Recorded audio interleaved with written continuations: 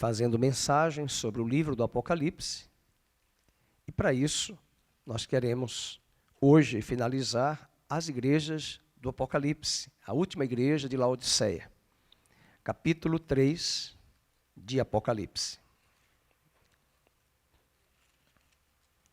A palavra de Deus diz no verso 14: Ao anjo da igreja em Laodiceia escreve: Estas coisas diz o Amém, a testemunha fiel e verdadeira, o princípio da criação de Deus. Conheço as tuas obras, que nem és frio nem quente. Quem dera fosses frio ou quente.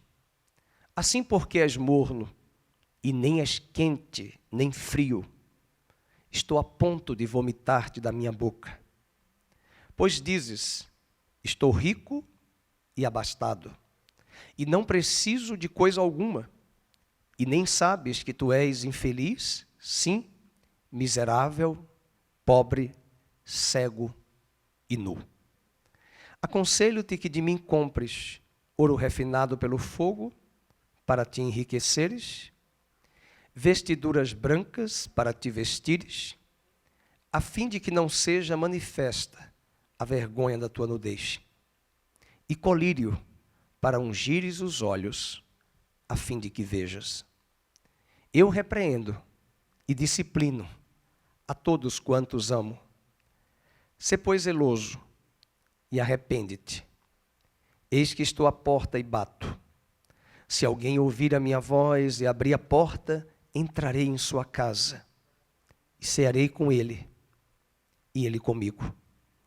Ao vencedor, dar-lhe-ei sentar-se comigo no meu trono, assim como também eu venci e me sentei com meu Pai no seu trono. Quem tem ouvidos, ouça o que o Espírito diz às igrejas. Amém? Pai, muito obrigado pela tua palavra. Oramos para que a nossa mente e o nosso coração estejam focados, alinhados com a palavra e a mensagem que o Senhor quer nos trazer nesta manhã. Que o Senhor edifique o nosso coração, alimente a tua igreja, no nome de Jesus. Amém. Você pode sentar.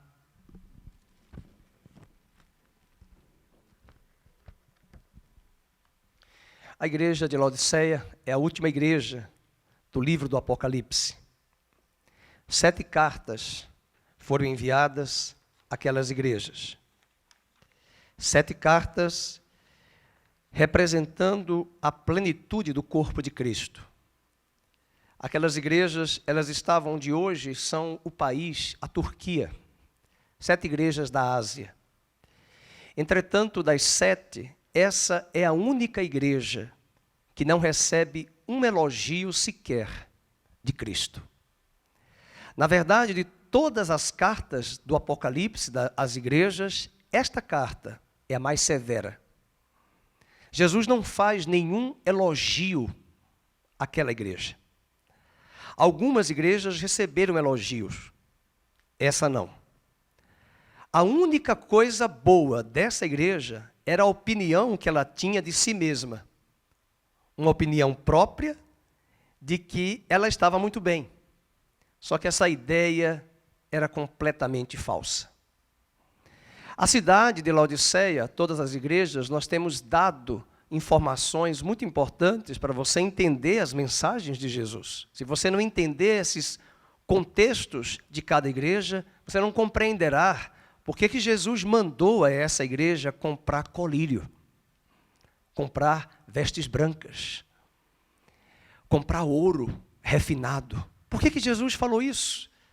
Porque para cada uma daquelas cidades, naquela época não existia denominação metodista, batista, presbiteriana, Nova Vida, Assembleia de Deus, não existia.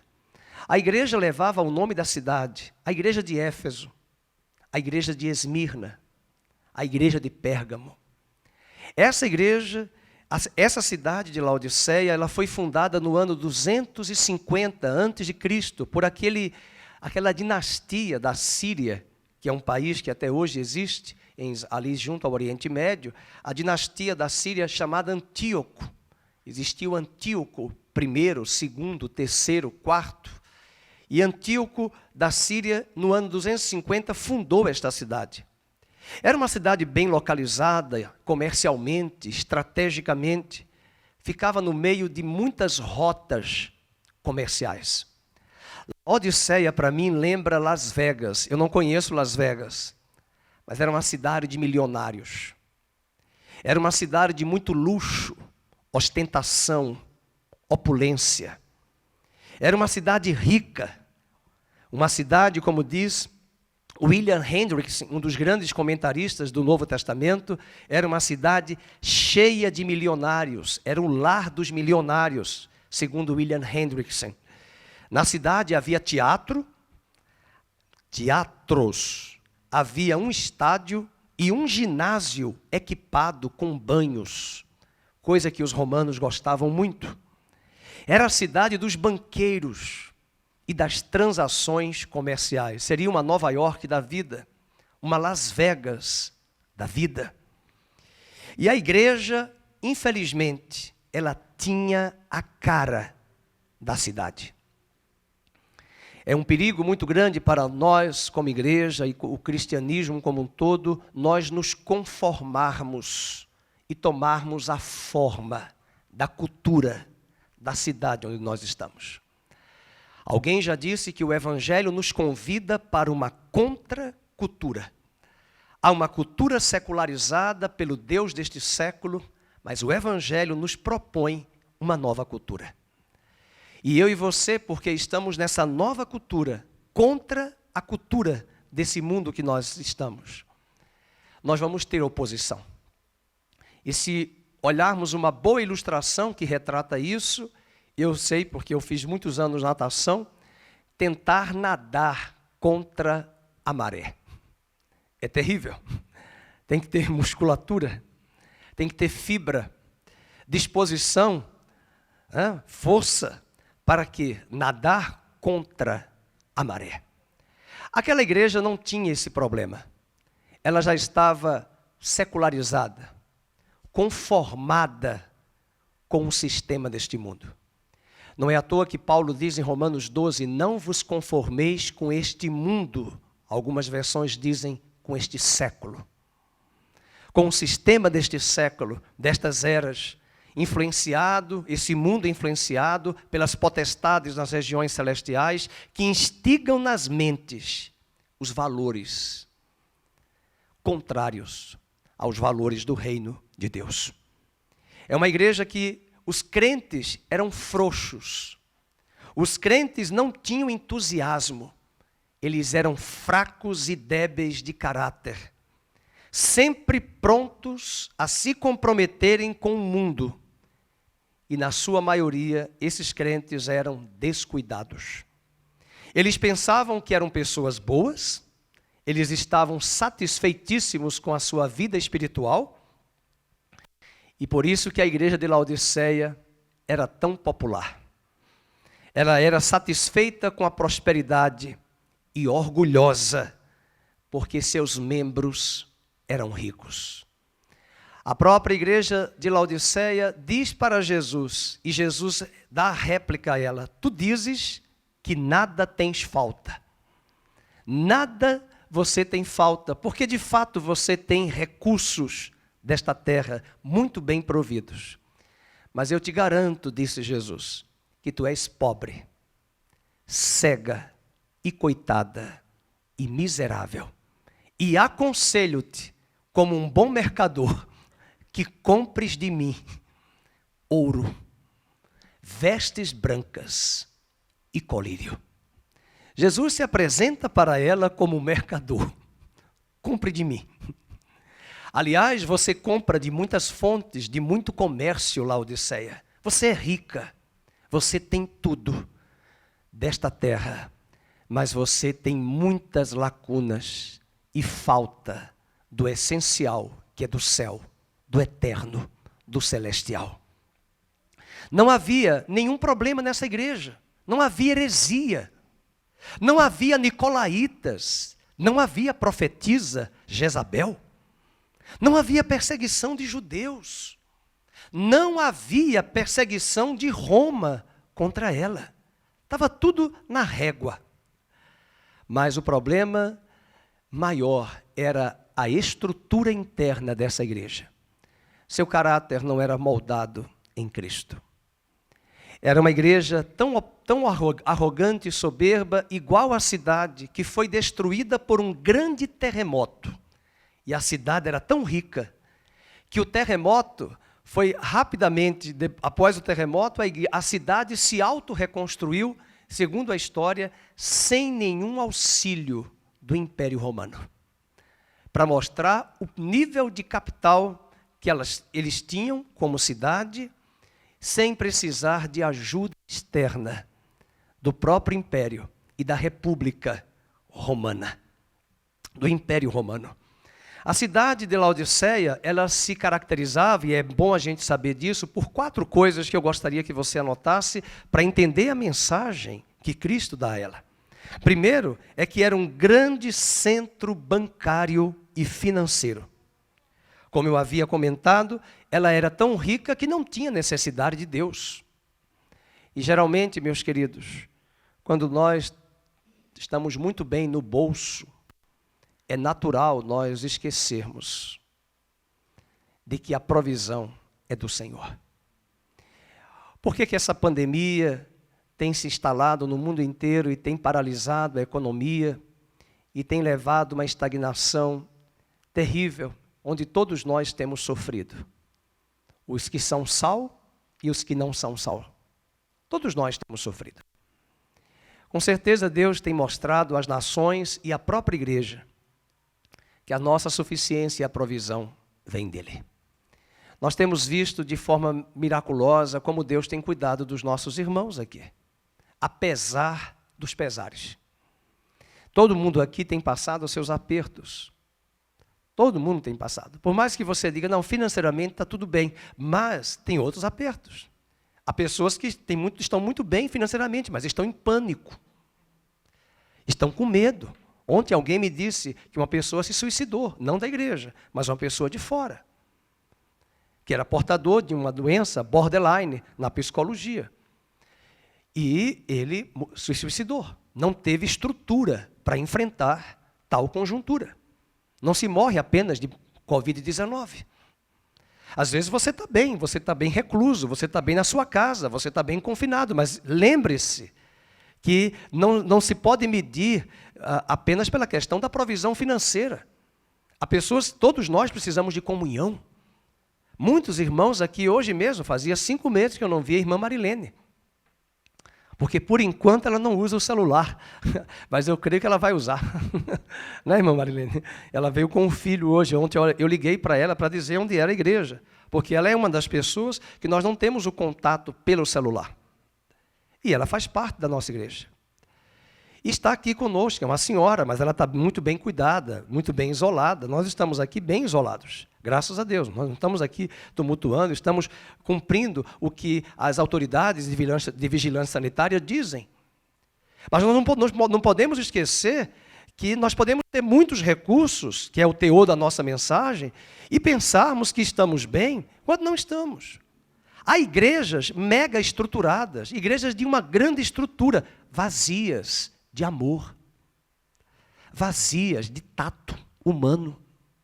Isso pode acontecer em igrejas ricas e em igrejas pobres também.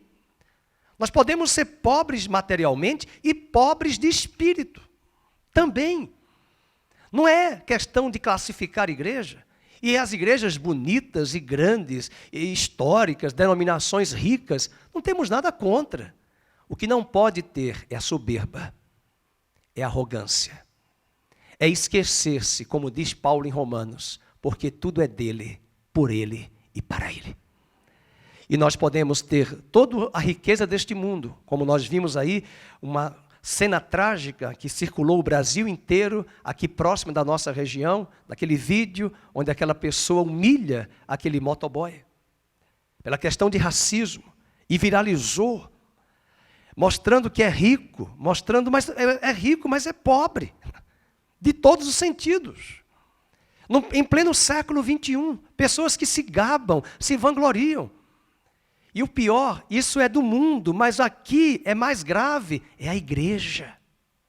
Ela diz que de nada tem falta. Esse era um grande problema, era um grande centro bancário e financeiro. Não houve nenhuma ajuda do Império Romano para dar suporte, ela não precisava. Segundo aspecto dessa cidade, ela era um grande centro de indústria de tecidos. Lembra aqui, Americana. Um dia desse eu fui à Americana, passei mal, entrar na cidade vendo o que foi a Americana há 30 anos, há 20 anos. Mas os chineses chegaram, os tecidos chegaram, o capitalismo chegou e aí vem a redução de custos. E você tem tecidos que você pode comprar já pronto, lá no Bom Retiro, em São Paulo. E aqui nada contra os chineses, estou mostrando a questão da logística, do sistema do capitalismo que nós vivemos. E aqueles galpões foram fechados. Era um grande centro de tecidos, a tal ponto que a lã que se vendia lá era uma lã tão famosa, uma lã especial, que era vendido no mundo inteiro, aquele tecido, aquela lã. E a cidade se orgulhava da roupa que produzia. O terceiro aspecto é que aquela cidade de Laodiceia era também um grande centro médico de importância. Ali era produzido um colírio fantástico, através de um pó frígio que eles usavam, e aquele colírio e também um unguento miraculoso para os ouvidos. Lembre-se que ouvido, nariz e garganta faz parte de uma única área da medicina, otorrinolaringologia. É boca, nariz e garganta. E ali tinha 2 ungüentos que resolviam, sabe aquele remédio? Usou, resolveu. Era fantástico.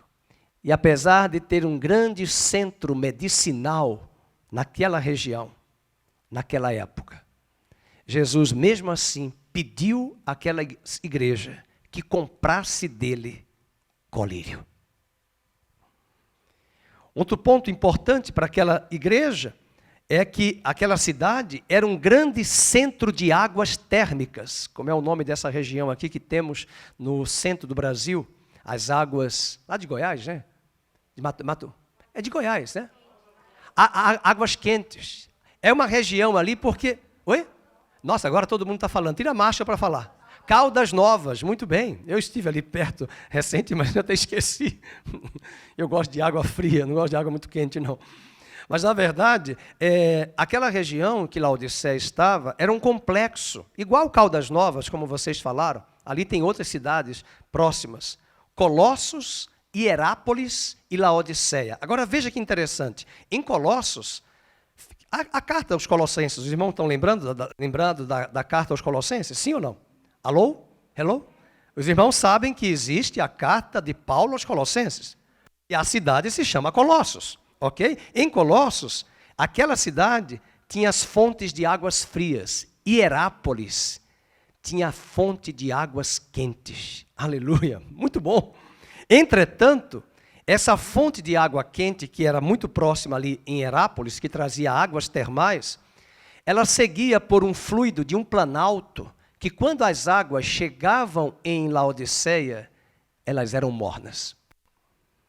E segundo os historiadores, tanto as águas quentes de Hierápolis e as águas frias de Colossos, elas eram terapêuticas. Só que as águas mornas de Laodiceia eram intragáveis. Eu sei que quem já foi a Caldas Novas sabe como é bom aquela água quente. Não é verdade? Muito quente. Mas água morna é até um lugar propício para cultivo de bactéria, dependendo da temperatura. Porque a quente mata a bactéria. Agora, a água morna, ela é perigosa. Para a saúde, também. Fungo, bactérias, inúmeras doenças você pode adquirir, principalmente da pele, por conta de água morna. E aquelas águas, segundo os historiadores, elas eram intragáveis. Fica mais fácil de entender por que Jesus disse àquela igreja: eu vomitar-te-ei da minha boca, porque você é morna.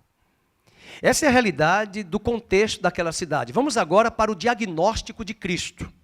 O diagnóstico de Cristo, da igreja, por Cristo, são 5 pontos que eu quero trazer para você. Anote aí. O primeiro, que Jesus identificou nessa igreja, a falta de fervor espiritual. A falta de fervor. Verso 15, vamos ler comigo. Verso 15, 3:15. Eu conheço as tuas obras, que nem és frio, nem quente. Quem dera fosses frio ou quente. Uma das coisas mais tristes numa igreja é uma igreja sem vigor. É uma igreja que não tem um calor aceso. Por que nós começamos o culto hoje com que hino? Deixa eu perguntar, vamos ver quem lembra. Nós começamos o culto hoje não lendo a Bíblia, não orando, começamos cantando um hino muito clássico. Vivifica. Vivifica quem? A tua igreja. E a letra da música diz: pois sem a tua graça, ela murcha e fica. Ah, meus irmãos, eu tenho visto ao longo desses anos muitos crentes que no domingo eles ficam com a cara tão fechada no santuário, na hora do louvor. Mas se tocar um samba no mesmo dia, na hora do almoço, na sua casa, eles são capazes de fazer os passos do pagode. Eles não dão para God a glória, mas para o pagode eles fazem a festa. Isso mostra o fervor, o ânimo da nossa carne para as coisas terrenas. Esse é um problema sério. Um coração ardente na Bíblia, um coração frio e um coração morno são citados nas Escrituras Sagradas. E cá entre nós, Jesus e Satanás conhecem muito bem a maré espiritual do crente. Satanás sabe quando a nossa maré está muito baixa. Mas também ele sabe quando a nossa maré está muito alta. O problema da igreja não era um problema teológico, não era um problema moral, não era um problema de perseguição. Faltava a ela um braseiro, um fervor espiritual. E por falar em braseiro, cadê os irmãos que gostam de churrasco, de fazer um churrasquinho? O Márcio, o Valdir, né? Eu estou falando dos que eu vejo lá. Deve ter outros aí. Irmão João, não sei se ele gosta de churrasco. Irmão Emerson, né? Pastor Carlos. Sei que ele faz um hambúrguer muito bom. Mas quando você pega uma brasa, um braseiro, eu já ajudei a fazer churrasco. Eu não gosto muito de ficar muito perto do fogo. Mas o churrasco, o braseiro é importante, mas ele precisa ter alguém que cutuque. Cutuque ali as brasas. Ele deve ser cutucado, alimentado e soprado. Vamos dizer isso? Um braseiro precisa ser alimentado, cutucado e soprado. É assim a igreja de Cristo, né, Andréia? Está precisando ser cutucada. Está precisando ser soprada. E está precisando ser alimentada, colocando mais lenha, mais madeira e tirando as cinzas. E Deus tem usado essa pandemia e essas crises, e Ele vai usar muito mais, porque Ele é o Senhor da igreja, para santificar a igreja dEle. Porque Ele vem buscar uma noiva apaixonada, uma noiva fervorosa, uma noiva que precisa, como um braseiro, ser cutucado, ser alimentada, ser cutucada e ser ali, foram 3 verbos que eu coloquei: alimentado, cutucado e soprado. Tem que soprar. Que Deus sopre o Espírito dEle nestes dias sobre a igreja, sopre sobre esse arraial, sopre sobre a sua vida, e nos tire da nostalgia, da inércia, da frieza, e incendeie o nosso coração. Às vezes nós ficamos tomados pelo medo, queridos, mas as pessoas estão voltando para as academias, elas estão voltando para os lugares públicos para fazer caminhada. Tem lugares que eu não consigo mais nem andar nas praças de tanta gente, e cachorro. Tanta gente concentrada. Agora, é igreja? Não, tudo é uma dificuldade. Cuidado, nós precisamos do fervor espiritual. Nós precisamos do fervor. A verdade de Deus é lógica, é a lógica da lei com fogo. A verdade da palavra de Deus, ela é produzida aqui, na nossa mente, em lógica, mas tem que queimar fogo aqui, no nosso coração. Um dos grandes pregadores de um grande avivamento de Nova York foi Jonatas Edwards, aquele que pregou um sermão clássico, um pecador nas mãos de um Deus irado.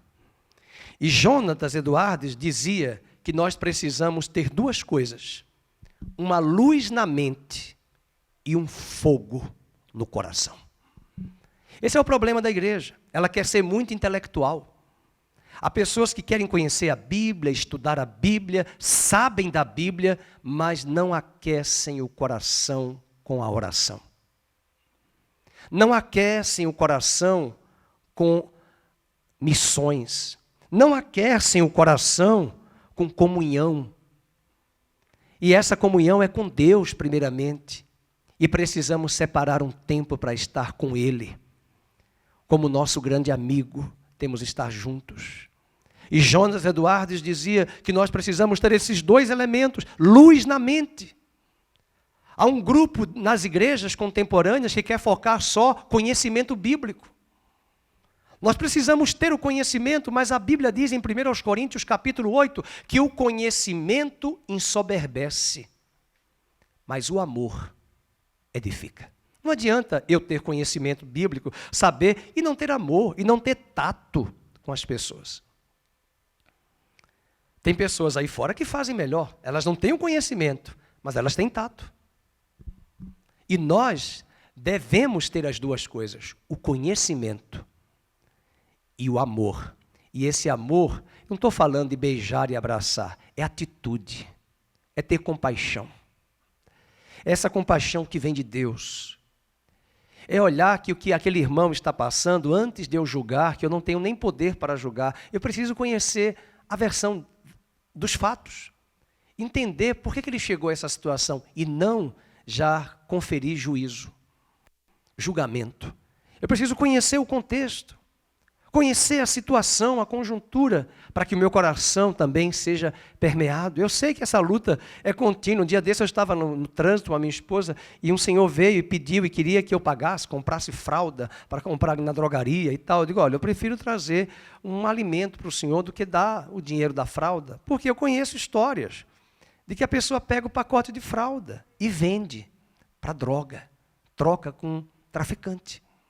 Eu conheço. Agora, eu saí dividido porque eu falei, e se for a verdade? E se eu estiver julgando ele e posso ajudar e não ajudo? É um desafio. O coração fica dividido, é preciso pedir a Deus sabedoria. Mas fechar o coração e dizer, não, ele é um preguiçoso, ele não quer trabalhar, ele faz isso. E a minha esposa olhou até por outro ângulo, porque ele dizia que era um sapateiro. Eu conserto sapato. Eu faço calçada. E aí, mas a minha esposa olhou, mas nossa, na forma como ele está. Eu entendi sapato, agora que você falou calçada, né? Acho que as máscaras nem deixou eu ouvir direito. E ele também falar, né? Então, é triste. Nós precisamos ter um coração incendiado, meus queridos. O problema de esse fervor espiritual é que muitos pensam que é fanatismo. E muitos não querem o fervor porque têm medo do fanatismo. Entretanto, nós não podemos ter medo das emoções, e sim do emocionalismo e do fanatismo. Mas é preciso ter as duas coisas, lógica e coração queimando por Deus e pelos irmãos. Segundo o diagnóstico que Jesus dá a essa igreja, Jesus identificou que um crente morno é pior que um incrédulo frio. Um crente morno é pior do que um incrédulo frio. E ele disse para o morno que ele vai vomitar. Porque lá em Laodiceia, as águas frias e quentes eram terapêuticas. Aliás, a água fria é maravilhosa para abrir os poros. É o contrário, acho que fecha. Me corrijam, né? Aí a água quente é que abre. E a água fria que fecha. É por isso que quando a gente sai do banheiro, chuveiro morno, e só tomou banho morno e não deu uma ducha de água fria, os poros estão abertos e estão mais vulneráveis a vírus e bactéria. Eles ficam lá, opa, espaço. E quando o banho frio faz a contrição dos poros eles fecham. Só que Jesus disse, ó, a fria dá, a quente também dá, a morna, não é possível. E é essa indiferença espiritual que é pior do que a frieza. Porque uma coisa é um parente seu, meu, incrédulo, não dá ouvido ao Evangelho. Eles são frios, distantes. Quem sabe amanhã, quem sabe não, com certeza se tornarão amanhã trombetas do Senhor. Agora, e o que já conhece a verdade, que é indiferente à verdade do Evangelho? Estamos falando de coisas tremendas. Eu tenho uma irmã Cris, do tênis clube, que esteve lá conosco no acampamento.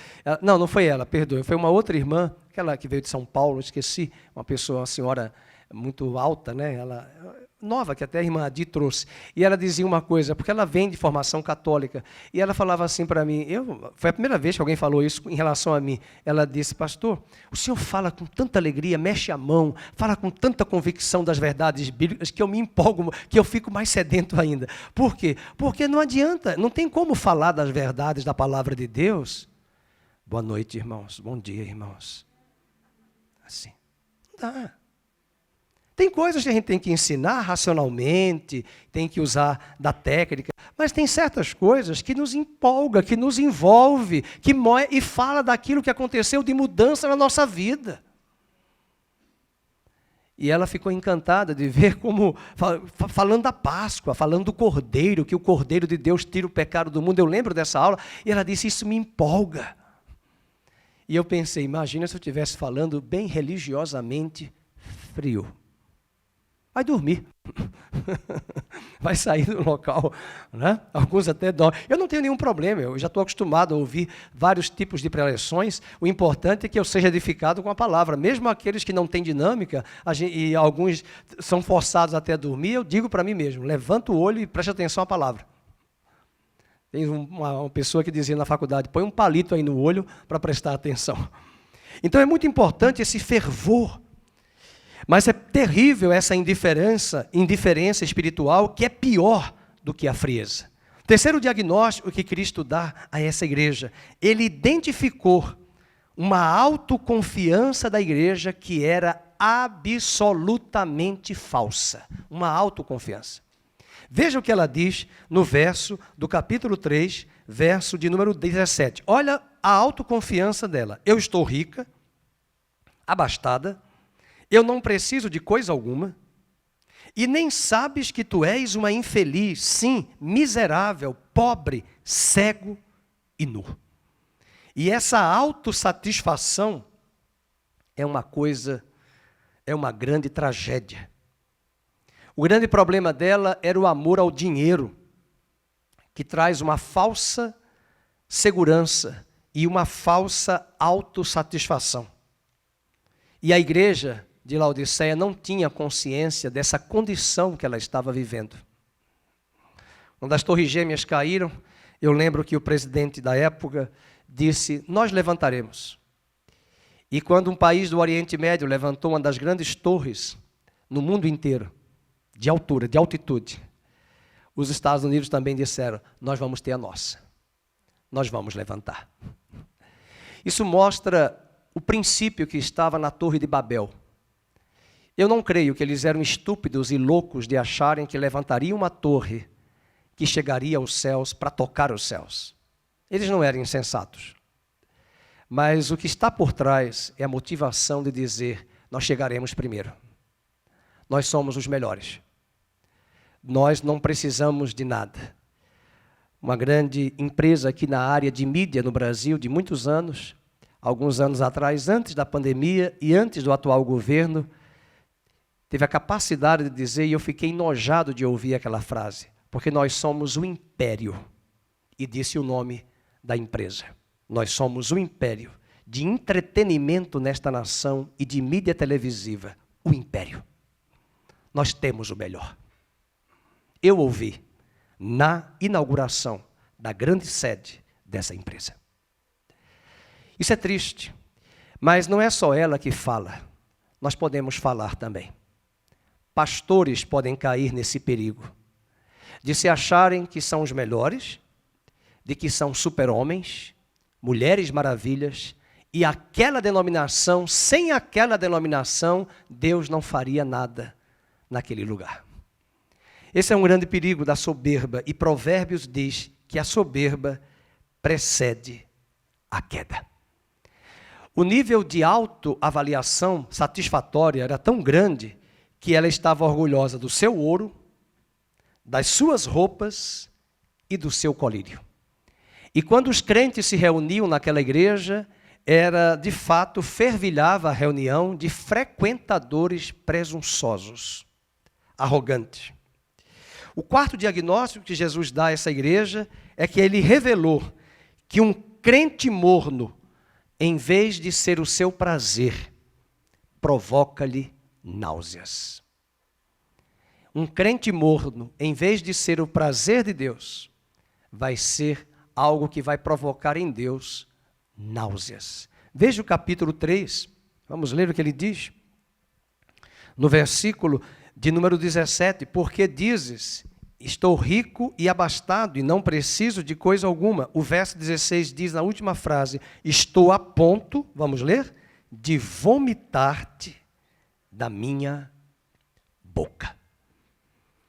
Ela dizia que nada tinha falta. Lembrei-me daquela oração do publicano e do fariseu. O fariseu, na parábola que Jesus contou, disse que ele chegou a Cristo e disse, olha, graças te dou que não sou como este publicano.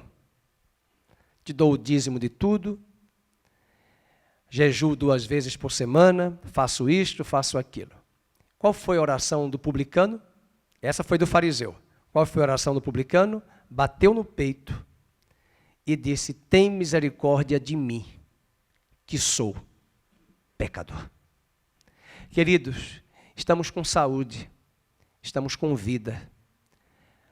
Diante desse número de 100 mil mortos, da pandemia, embora pode ter até suas distorções. Ontem alguém disse, é bom lembrar que 2 milhões foram curados, apesar dos 100 mil. E são 100 mil vidas que morreram, infelizmente. Deus tem nos guardado e nos sustentado. Isso não significa dizer que crentes não adoecem, inclusive de Covid. Podem adoecer, sim. A própria filha da Olga, Andréia, que não está aqui, foi acometida, está curada. E muitos irmãos que nós conhecemos espalhados por esse Brasil, inclusive pastores. Nós precisamos depender dele. E se Deus tem promessas, ele nos guardará e nos sustentará. Mas eu finalizo trazendo o apelo que Cristo faz à igreja. Nós falamos do diagnóstico da igreja que Cristo traz, nós falamos do conjunto da realidade daquela igreja, daquela cidade, quem era Laodiceia, e agora nós queremos falar desse apelo. E um detalhe, esse apelo não é apenas para Laodiceia, é para mim, é para você. O primeiro apelo é que Cristo se apresenta à igreja como um mercador espiritual. Veja o capítulo 3, verso 18. Ele pede para nós comprarmos dele. Vamos lá no mercado da graça, na rua da graça. Na rua da graça, comprar dele, pela fé, o que ele pede que nós compremos. Capítulo 3, verso 18 diz, vamos ler juntos? Aconselho-te que de mim compres o quê? Ouro refinado. Meus irmãos, ele não está falando do ouro desta terra. Ele está falando do ouro celestial, que é o caráter, é a santidade de Deus. Isso aqui tem uma abordagem muito profunda para todos nós, para dissecarmos o que é esse ouro. Para você entender esse ouro, você deve ler Malaquias, capítulo 3, que o ouro vai ser refinado no fogo. Para você entender o que é esse ouro que tem que ser comprado, você tem que ler 1 de Pedro, que ele diz que a nossa fé é provada como o ouro é levado pelo ourives ao cadinho. E o cadinho leva o ouro a se liquefazer para tirar as escórias, as altas temperaturas. E quando termina, o ourives percebe que o ouro está bom quando a imagem dele é refletida. E o apóstolo Pedro diz na sua epístola que na medida que o fogo das provações, das lutas e tribulações, das crises, dos apertos, das pandemias, vem sobre nós, a nossa fé é provada. E o caráter de Cristo é forjado em nossa vida. Eu ouvi um dia desse, acho que o ano passado, uma médica dizendo que ela julgava as pessoas que tinham um tipo de câncer. Ela dizia um termo pejorativo que não convém aqui dizer. Mas ela falou que, a começar dela, quando ela teve o câncer, ela mudou muito. E eu achei mais bonito, porque ela não é cristã ainda. Ela disse, eu mudei a minha língua. Eu mudei o meu falar. Eu julgava e criticava a todos. O câncer tratou a minha língua. Uma pessoa não crente.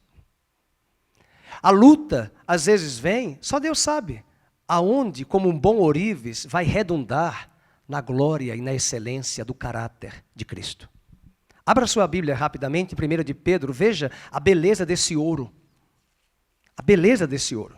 Quer entender o que é esse ouro no fogo que Jesus está mandando comprar? Ele não está mandando a Lucilé ir lá na Caixa Econômica pegar ouro.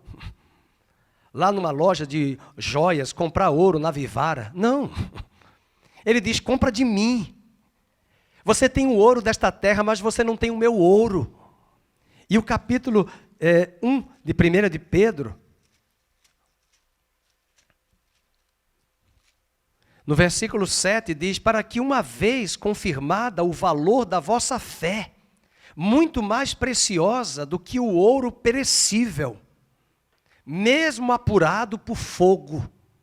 E aí fogo ele está falando de prova. 1 de Pedro 1,7, mesmo apurado por fogo, esse fogo que está sobre o ouro do seu coração, do seu caráter e o meu também, redunde em louvor, glória e honra na revelação de Jesus Cristo. E depois, quando você vai para a segunda carta, a segunda epístola, no capítulo 1, ele vai falar das promessas que Deus tem. No versículo de número 1, capítulo 1, verso 4, ele diz, pelas quais nos têm sido doadas as suas preciosas e muito grandes promessas, para que por elas vos torneis participantes da natureza divina, do caráter de Cristo, livrando-vos da corrupção das paixões que há no mundo. Por isso mesmo vós reunindo, olha o que ele vai pedir, olha o que é que a luta, a tribulação, as crises, elas possibilitam a mim e a você. Por isso mesmo vós reunindo toda a vossa diligência, vamos, associai com a vossa fé a virtude, com a virtude, com o conhecimento, o domínio próprio, com o domínio próprio, a perseverança, com a perseverança, a piedade, com a piedade, a fraternidade, com a fraternidade, o amor, porque estas coisas existindo e em vós aumentando, fazem com que não sejais inativos, nem infrutuosos no pleno conhecimento do nosso Senhor Jesus Cristo. Sabe o que Jesus diz aqui, através de Pedro? Olha o verso 8. Pois aquele a quem estas coisas não estão presentes, que coisas? Que coisas? A mansidão, a diligência, o conhecimento, a perseverança, a piedade. E eu pergunto, estas coisas vêm com a oração do pastor? Não. Vêm com a mão mágica do David Copperfield? Não. Essas coisas vêm pelo fogo, pelas provas. Para esta médica, pelo câncer. Tá? Cuidado, eu não estou dizendo que isso faz isso, isso resolve aquilo. Não. Deus sabe onde é o calcanhar de Aquiles de cada um. E nem sempre uma doença, um câncer é para isso. Né? Cuidado para não afirmar isso, porque não é isso que eu estou querendo dizer. Nós não temos poder para dizer que sofrimento algum é para tratar aquela pessoa. Deixe que aquela pessoa tire suas próprias conclusões.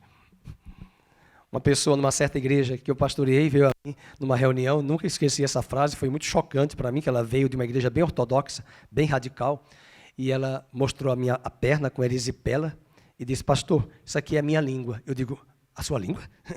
E eu pensei que fosse porque estava comprida. Não. Ela disse, é Deus tratando comigo para cuidar da minha língua.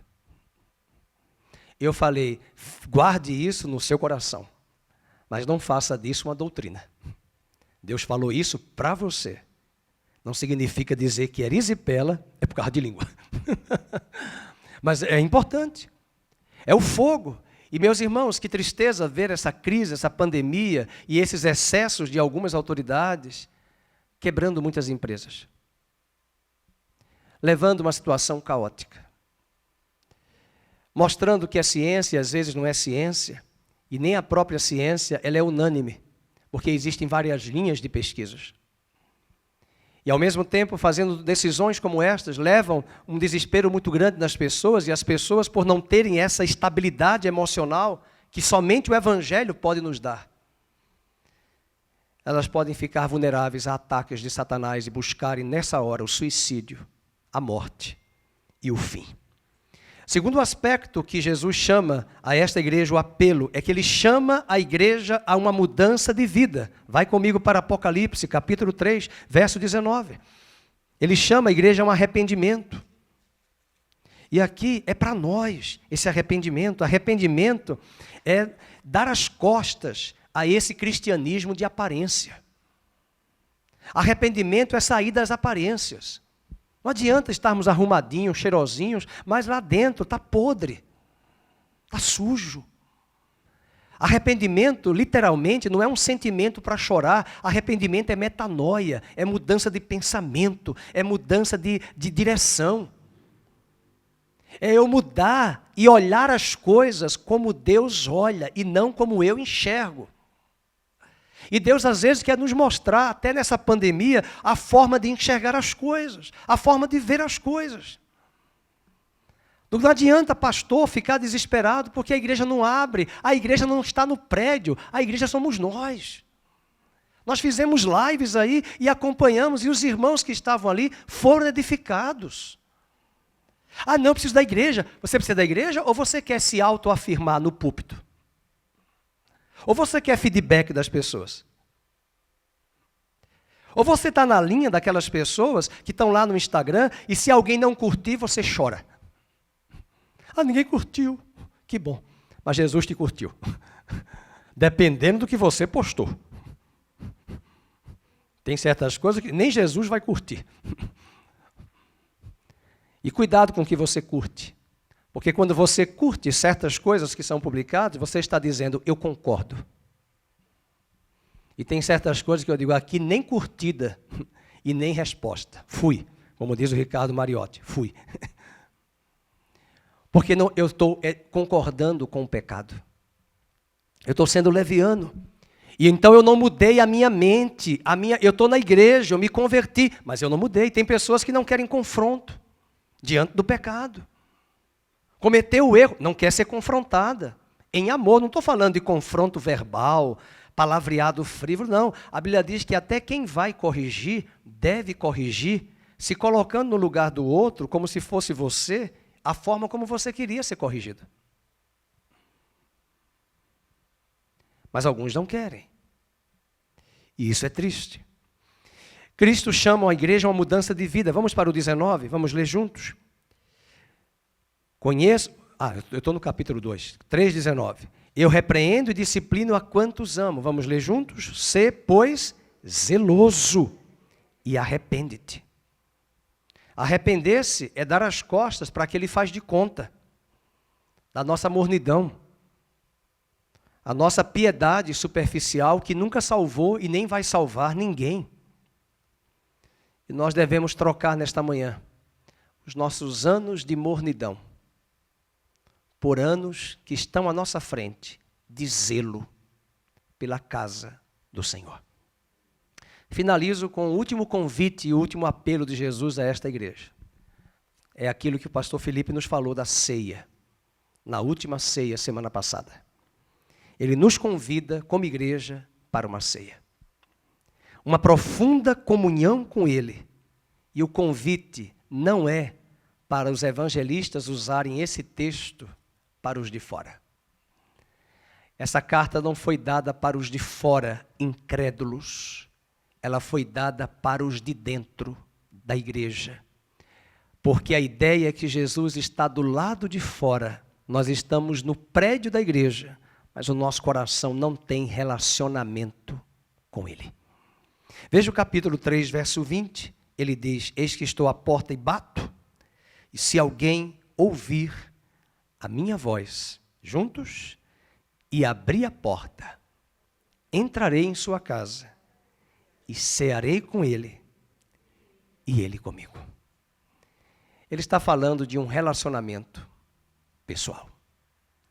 Eu espero que nessa crise e nessa pandemia, a ausência da igreja física, o prédio, como eu estou vendo aqui a irmã Marilene, ficou esse tempo sem contato, mas se ela tem relacionamento com Cristo, ela está bem. Ela está com saudade da igreja, saudade de congregar, saudade de estar com os irmãos como muitos estão. A própria irmã Lucileia falou isso, de saudade de estar aqui na igreja. Nós estamos com saudades.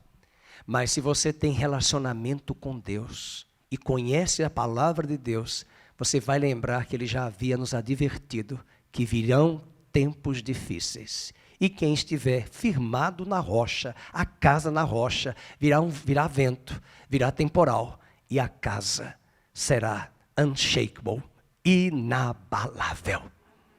Não será atingida. Eu desejo isso para as nossas vidas. E eu quero, a começar de mim e do rebanho que eu pastoreio, que está aqui presente uma parte e outros nos acompanhando. Eu desejo que possamos responder a esse apelo. Que possamos ouvir o que o nosso mercador pediu para nós comprarmos. Ouro fala do caráter. Vestes brancas é porque eles vendiam uma lã muito limpa, muito branca, vendida no mundo inteiro. Mas Jesus disse, mas isso é autoconfiança de vocês, porque vocês produzem essa lã. Mas eu tenho uma veste que só o meu filho pode te dar. Jesus, a tua justiça, não a justiça própria. E o colírio. Aquela cidade era um grande centro como a Unicamp, como Cuba é um dos países que tem um dos grandes centros de oftalmologia. Mas apesar de ter aquele remédio, aquele pó frígio conhecido, que fazia um unguento, não existia, aliás, existia uma cegueira naquela igreja, porque eles estavam tão ofuscados com as distrações e as benesses que aquela cidade tão rica oferecia, e não se encantou com as riquezas e os tesouros inesgotáveis e escondidos em Cristo Jesus. Que nós possamos sair daqui aquecidos, buscando uma mudança de vida. Estamos voltando nesse primeiro domingo a congregar com a igreja, com os irmãos, e que essa pandemia ensine o Brasil, ensine a igreja. Um pastor em BH falou para algumas ovelhas, ele é jovem, e falou para os seus jovens, alguns jovens disseram, pastor, estamos com saudade da igreja. E ele respondeu, mas vocês nunca vinham aqui, antes de pandemia, como é que estão com saudade da igreja? E que a pandemia nos ajude a mudar a nossa mente. Essa crise nos ajude a mostrar que precisamos uns dos outros, que precisamos da igreja local, que precisamos estar firmes na rocha do Senhor. Nós começamos essa palavra antes de pregar cantando uma música muito antiga da banda Koinonia, da década de 90. E essa música diz, eu quero te responder em aliança. Eu decidi fazer uma aliança, confirmar a aliança contigo, Jesus, e te eleger como meu Senhor. Jesus disse, eis que estou à porta e bato. Se alguém ouvir a minha voz e abrir a porta, eu entrarei, cearei, farei um banquete com ele. Não são os de fora, é os de dentro da igreja. Deus nos convida para esse banquete. Há um banquete para você. Quem está no Senhor, quem come do pão da vida, jamais terá fome. Vai se alimentar e se saciar, e vai comer mais, e se saciando a cada dia. Que tal hoje de manhã confirmarmos que Ele é o nosso único Senhor e confirmarmos a aliança, arrependendo-nos da nossa forma de pensar e buscando banir da nossa vida a frieza, a mornidão, a cegueira e a confiança nas coisas terrenas.